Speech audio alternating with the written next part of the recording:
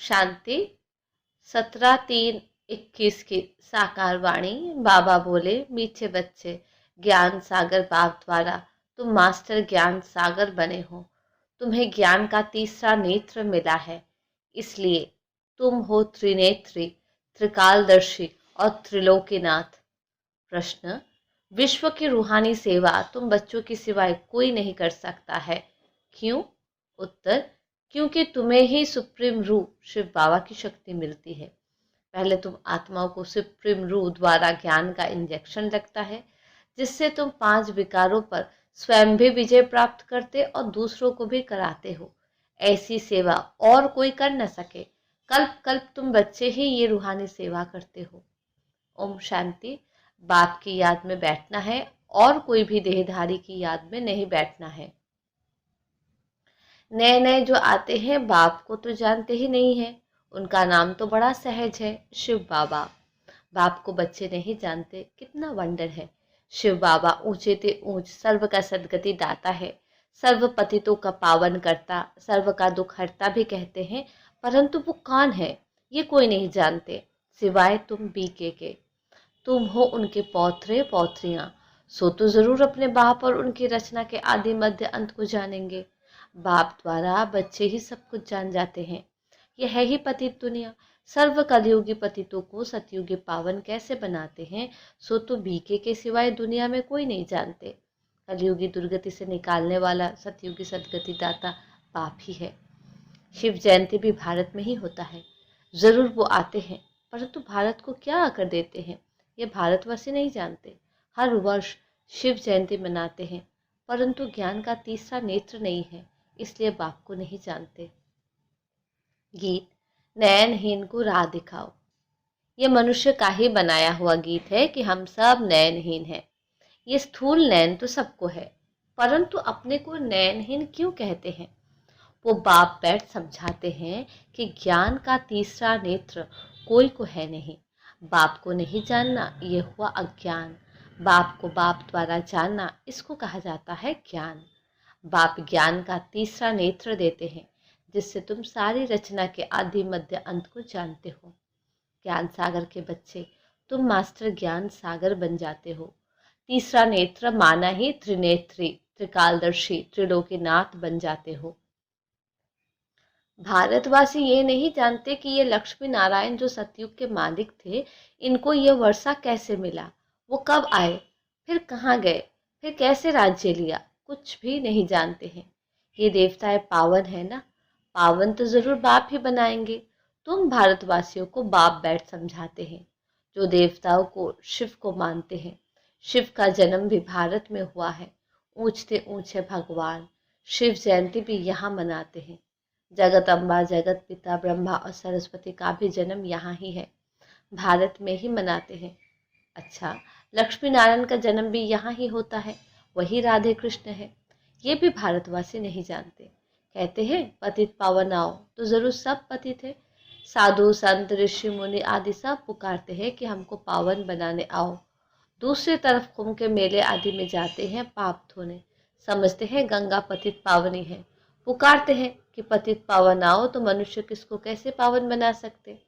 बाप समझाते हैं तुम पहले देवी देवता धर्म के थे तो सब पावन थे, अभी पतित है। कहते हैं कि राह बताओ प्रभु, तो कहाँ की राह? कहते हैं बाबा जीवन मुक्ति की राह बताओ।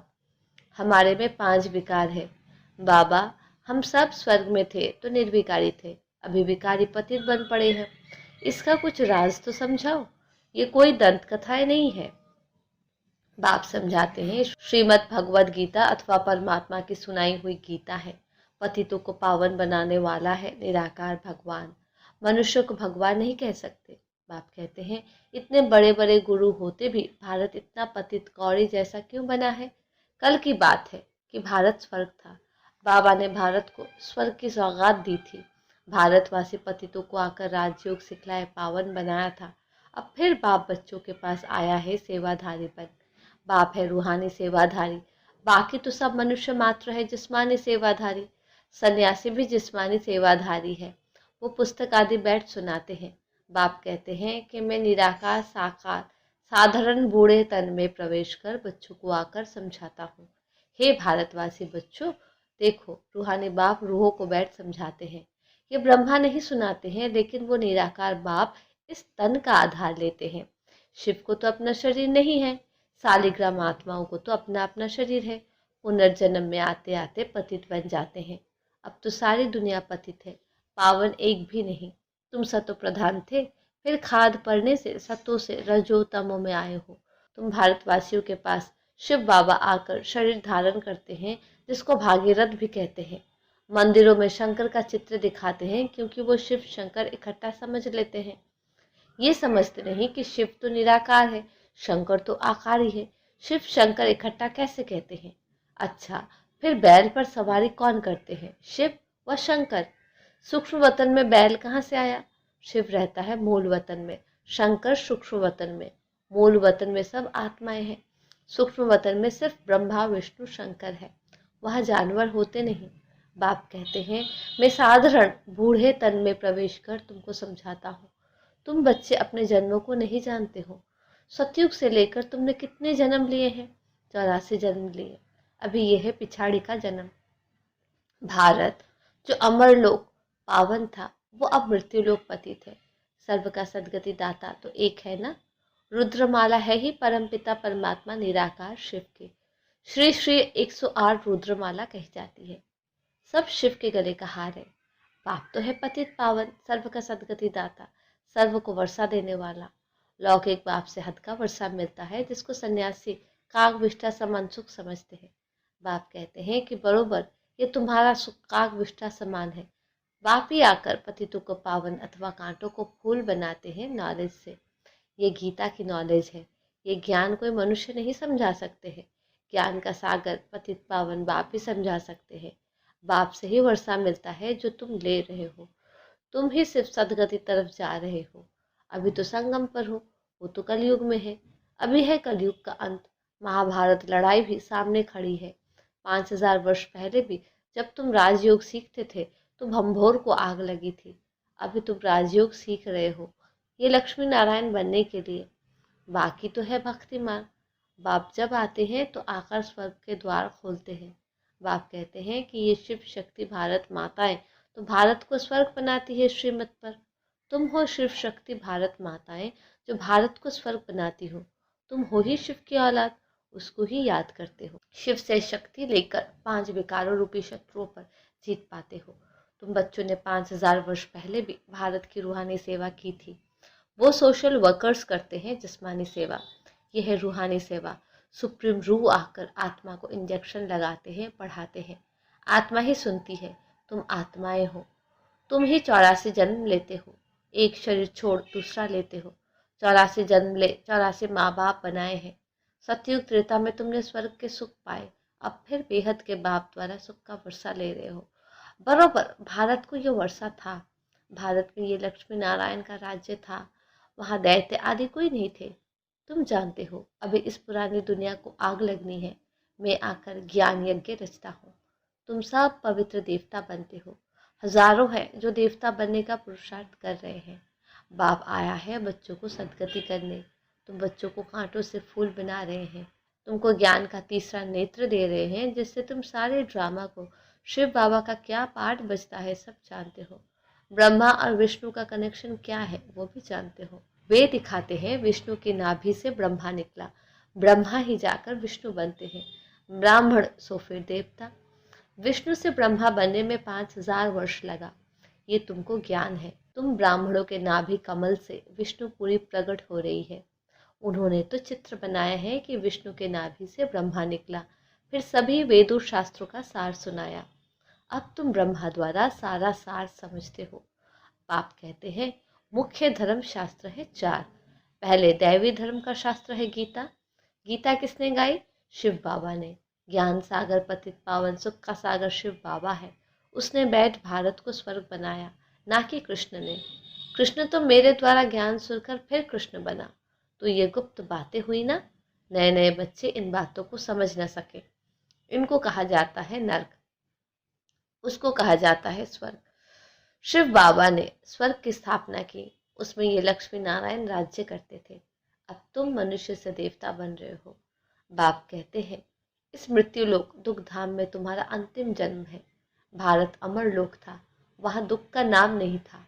भारत परिस्थान था, अब कब्रिस्तान बना है, फिर परिस्थान होगा। ये सब समझने की बातें हैं। ये है मनुष्य से देवता बनने की पाठशाला। ये कोई सन्यासियों का सत्संग नहीं है जहाँ शास्त्र बैठ सुनाते हैं। इन बातों को नया कोई समझ न सके जब तक 7 दिन का कोर्स नहीं किया है।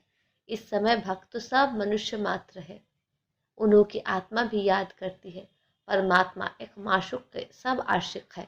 बाप आकर सचखंड बनाते हैं, आधा कल्प के बाद फिर रावण आकर झूठ खंड बनाते हैं। अभी है संगम। ये सब समझने की बातें हैं। अच्छा, मीठे मीठे से खिलते बच्चों प्रति माता पिता बाप दादा का याद प्यार गुड मॉर्निंग। रूहानी बाप के रूहानी बच्चों को नमस्ते। हम रूहानी बच्चों के रूहानी बाप को नमस्ते नमस्ते नमस्ते। धारणा के लिए मुख्य सार। पहले पॉइंट, बाप की श्रीमत पर भारत की सच्ची सच्ची रूहानी सेवा करनी है। सर्वशक्तिमान बाप से शक्ति ले 5 विकारों रूपी शत्रुओं पर विजय पानी है। दूसरी पॉइंट, मनुष्य से देवता बनने के लिए पवित्र जरूर बनना है। नॉलेज को धारण कर कांटे से फूल बनना और बनाना है। वरदान, श्रीमत द्वारा सदा खुशी व हल्केपन का अनुभव करने वाले मन मत और परमत से मुक्त भव। जिन बच्चों का हर कदम श्रीमत प्रमाण है, उनका मन सदा संतुष्ट होगा। मन में किसी भी प्रकार की हलचल नहीं होगी। श्रीमत पर चलने से नेचुरल खुशी रहेगी, हल्केपन का अनुभव होगा। इसलिए जब भी मन में हलचल हो, जरा से खुशी की परसेंटेज कम हो तो चेक करो, जरूर श्रीमत की अवज्ञा होगी। इसलिए सूक्ष्म चेकिंग कर मन मत व परमत से स्वयं को मुक्त कर लो। स्लोगन, बुद्धि रूपी विमान द्वारा वतन में पहुंचकर ज्ञान सूर्य के किरणों का अनुभव करना ही शक्तिशाली योग है। मातेश्वरी जी के अनमोल महावाक्य। पहली पॉइंट, आत्मा परमात्मा में अंतर भेद। आत्मा और परमात्मा अलग रहे बहुकाल, सुंदर मेला कर दिया जब सदगुरु मिला दलाल। जब हम ये शब्द कहते हैं तो इसका यथार्थ अर्थ है कि आत्मा परमात्मा से बहुत काल से बिछुड़ गई है। बहुत काल का अर्थ है बहुत समय से आत्मा परमात्मा से बिछुड़ गई है। तो ये शब्द साबित सिद्ध करते हैं कि आत्मा और परमात्मा अलग अलग दो चीज है। दोनों में आंतरिक भेद है, परंतु दुनियावी मनुष्य को पहचान ना होने के कारण वो इस शब्द का अर्थ ऐसा ही निकालते हैं कि मैं आत्मा ही परमात्मा हूँ। परंतु आत्मा के ऊपर माया का आवरण चढ़ा हुआ होने के कारण अपने असली स्वरूप को भूल गए हैं। कहते हैं जब माया का आवरण उतर जाएगा फिर आत्मा वही परमात्मा है। तो वो आत्मा को अलग इस मतलब से कहते हैं और दूसरे लोग फिर इस मतलब से कहते हैं कि मैं आत्मा सो परमात्मा हूँ। परंतु आत्मा अपने आप को भूलने के कारण दुखी बन पड़ी है। जब आत्मा फिर अपने आप को पहचान कर शुद्ध बनती है तो फिर आत्मा परमात्मा में मिल एक ही हो जाएगी। तो वो आत्मा को अलग इस अर्थ से कहते हैं। परंतु हम तो जानते हैं कि आत्मा परमात्मा दोनों अलग चीज है। न आत्मा परमात्मा हो सकती है और न आत्मा परमात्मा में मिल एक हो सकती है, और न फिर परमात्मा के ऊपर आवरण चढ़ सकता है। दूसरी पॉइंट, मन की अशांति का कारण है कर्म बंधन और शांति का आधार है कर्मातीत। वास्तव में हर एक मनुष्य की ये चाहना अवश्य रहती है कि हमको मन की शांति प्राप्त हो जावे, इसलिए अनेक प्रयत्न करते आए हैं, मगर मन को शांति अब तक प्राप्त नहीं हुई। इसका यथार्थ कारण क्या है? अब पहले तो ये सोच चलनी जरूरी है कि मन की अशांति की पहली जड़ क्या है। मन की अशांति का मुख्य कारण है कर्म बंधन में फंसना। जब तक मनुष्य इन 5 विकारों के कर्म बंधन से नहीं छूटे हैं, तब तक मनुष्य अशांति से छूट नहीं सकते। जब कर्म बंधन टूट जाता है, तब मन की शांति अर्थात जीवन मुक्ति को प्राप्त कर सकते हैं। अब सोच करना है ये कर्म बंधन टूटे कैसे और उसे छुटकारा देने वाला कौन है। ये तो हम जानते हैं कि कोई भी मनुष्य आत्मा किसी भी मनुष्य आत्मा को छुटकारा दे नहीं सकते। ये कर्म बंधन का हिसाब किताब तोड़ने वाला सिर्फ एक परमात्मा है। वही आकर इस ज्ञान योग बल से कर्म बंधन से छुड़ाते हैं। इसलिए ही परमात्मा को सुखदाता कहा जाता है। जब तक पहले ये ज्ञान नहीं है कि मैं आत्मा हूँ, असल में मैं किसकी संतान हूँ, मेरा असली गुण क्या है। जब ये बुद्धि में आ जाए तभी कर्म बंधन टूटे। अब ये नॉलेज हमें परमात्मा द्वारा ही प्राप्त होती है। गोया परमात्मा द्वारा ही कर्म बंधन टूटते हैं। अच्छा, ओम शांति।